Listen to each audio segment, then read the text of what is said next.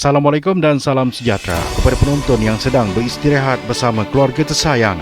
Bertemu kembali dalam program Lensa Global yang akan membawakan anda perkembangan semasa dan terkini yang berlaku di seluruh pelosok dunia.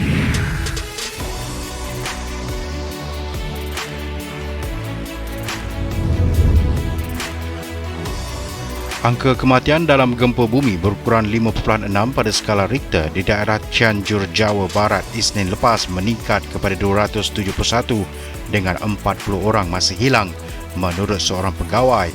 Berdasarkan data yang dikumpul setakat pukul 5 petang waktu tempatan, sekurang-kurangnya 2,043 orang cedera dan 61,908 lagi ditempatkan di pusat perlindungan selepas 56,320 rumah rosak. Ketua Badan Pengurusan Bencana Nasional BNPB Indonesia, Suharyanto, dalam taklimat maya berkata 6,000 anggota terdiri daripada BNPB, tentera dan polis terlibat dalam operasi mencari dan menyelamat. Pasukan penyelamat kini kesuntukan masa untuk mencari mangsa yang terselamat. Ekoran gegaran susulan dan hujan menghalang usaha menyelamat di kawasan pergunungan di daerah itu. Menurut Pertubuhan Bukan Kerajaan Save the Children yang berpekalan di London, gempa bumi itu mengorbankan berpuluh-puluh murid sekolah dan mencederakan berpuluh-puluh lagi kerana ia berlaku semasa kelas berlangsung.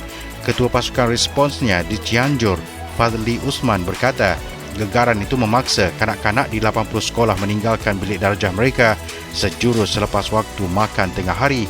Kita belum pasti berapa ramai kanak-kanak yang cedera atau terbunuh, namun gempa bumi melanda semasa bilik darjah penuh dengan kanak-kanak. Ramai melarikan diri sambil menangis, tidak tahu apa yang berlaku. Kami tidak boleh memandang rendah kesan psikologi yang muncul akibat peristiwa traumatik seperti itu terhadap kanak-kanak dan kami perlu melakukan segala yang kami mampu untuk melindungi mereka, katanya. Gempa bumi baru-baru ini meragut nyawa paling tinggi di Indonesia selepas gempa bumi dan tsunami Sulawesi 2018 yang meragut kira-kira 4,340 nyawa.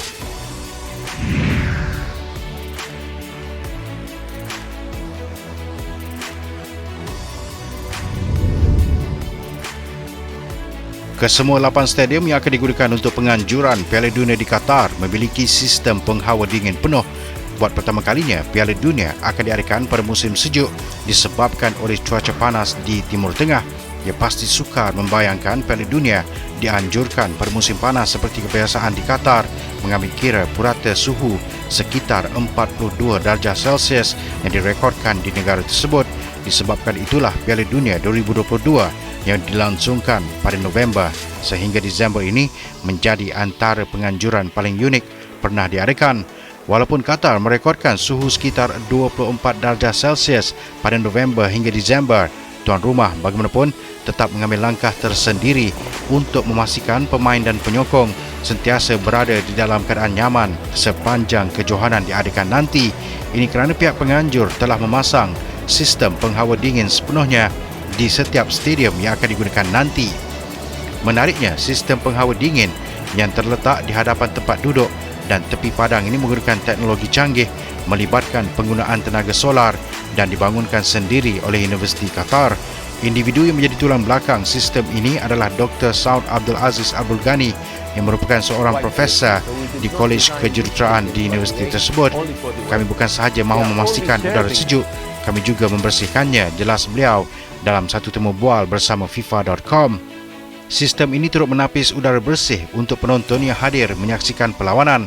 Sebagai contoh, mereka yang memiliki alahan tidak akan berdepan masalah di dalam stadium kerana mereka akan bernafas di dalam persekitaran udara yang sangat bersih di dalam stadium. Udara sejuk akan disalurkan melalui saluran udara yang dibina pada tempat duduk selain serombong yang ada di tepi padang. Dengan menggunakan teknik kitaran udara ini, udara bersih dan sejuk disalurkan kembali ke dalam stadium selepas proses penyejukan dan tapisan. Perkara terpenting ialah untuk menyejukkan udara secara efektif dan anda tidak mahu udara dari luar memasuki stadium.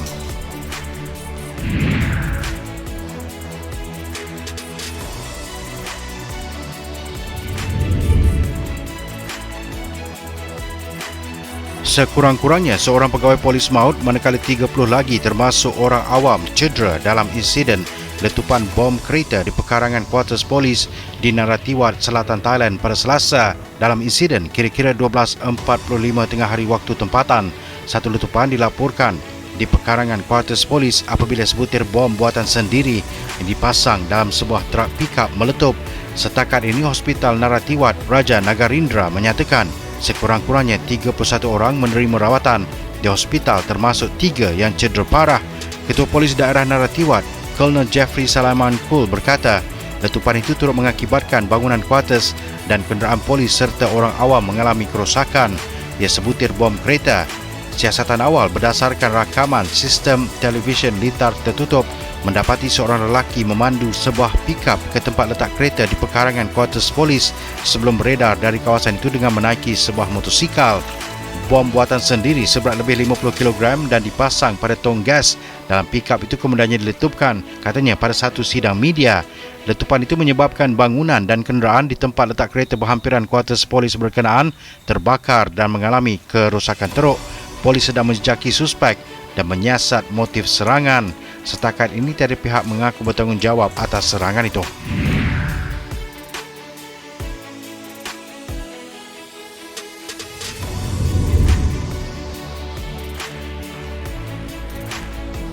Pihak berkuasa Greece pada Selasa menyelamatkan ratusan pendatang asing tanpa izin atau parti di Pulau Crete selepas menemui mereka terkandas di laut dalam bot nelayan berkarat menuju ke Itali.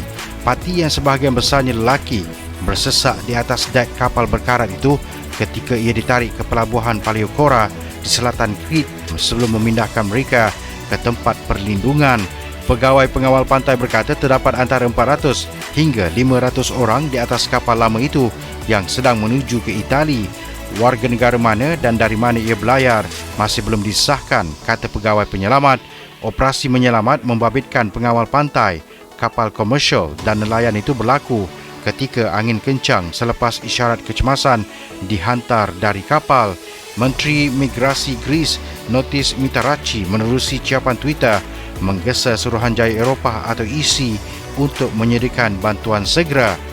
Saya akan meminta EC untuk mengaktifkan penempatan semula ke negara anggota lain sebagai sebahagian daripada perpaduan EU, kata Mitarachi. Greece menyaksikan peningkatan ketibaan parti melalui laut sejak beberapa bulan lalu dan melakukan beberapa penyelamatan parti yang kebiasaannya berlaku ketika keadaan cuaca yang tidak menentu.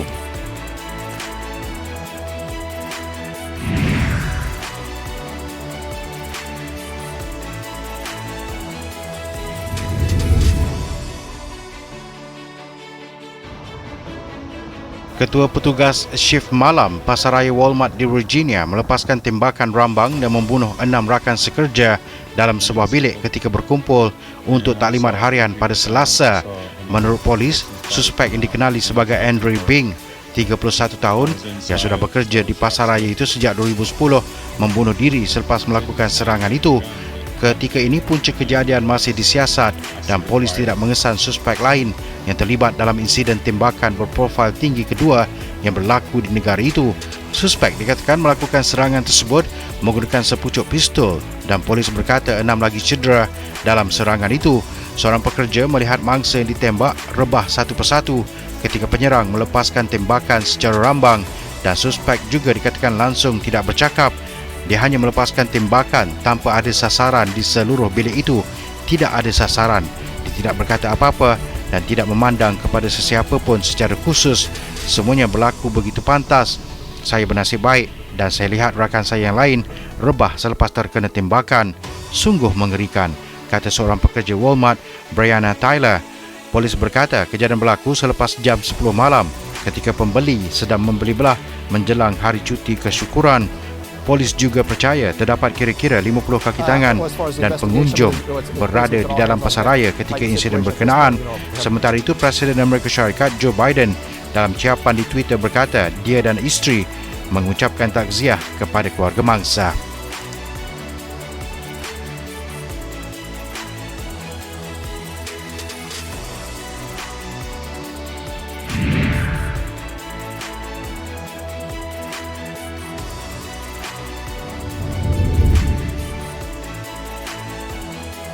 Pemimpin dunia mula tiba di Thailand minggu lepas menjelang mesyuarat pemimpin ekonomi APEC ALM ke-29 bagi membincangkan cara membawa rantau itu ke arah pemulihan ekonomi yang mampan dan inklusif selepas pandemik COVID-19. AELM yang dijadualkan berlangsung di Bangkok adalah sidang kemuncak bersemuka pertama kumpulan itu dalam tempoh 4 tahun. Presiden China Xi Jinping, Perdana Menteri New Zealand Jacinda Ardern, Perdana Menteri Jepun Fumio Kishida dan Perdana Menteri Korea Selatan Han Duck-soo adalah antara pemimpin yang tiba untuk menghadiri mesyuarat itu serta melawat Thailand. Pemimpin lain yang turut tiba ialah Presiden Indonesia Joko Widodo, Perdana Menteri Singapura Lee Hsien Loong dan Sultan Hassanal Bolkiah daripada Brunei.